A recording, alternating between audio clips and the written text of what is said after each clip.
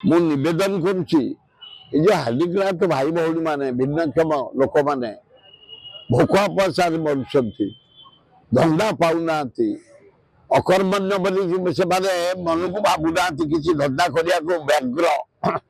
ତାକୁ ଧନ୍ଦା ଯୋଗାଇ ଦିଅ, ତାର ପେନସନ ବଢେଇ ଦିଅ।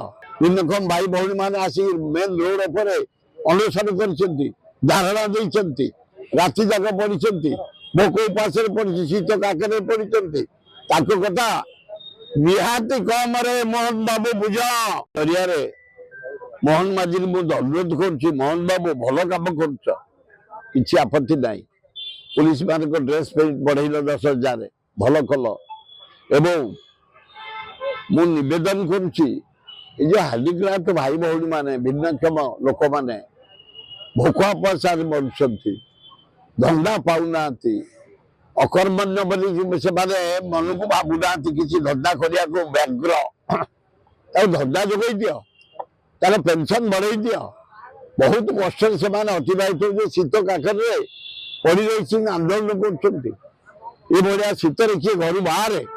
ଭିନ୍ନକ୍ଷମ ଭାଇ ଭଉଣୀ ମାନେ ଆସି ମେନ୍ ରୋଡ ଉପରେ ଅନଶନ କରିଛନ୍ତି, ଧାରଣା ଦେଇଛନ୍ତି, ରାତି ଯାକ ପଡିଛନ୍ତି, ଭୋକ ଉପାସରେ ପଡିଛି, ଶୀତ କାକରେ ପଡିଛନ୍ତି।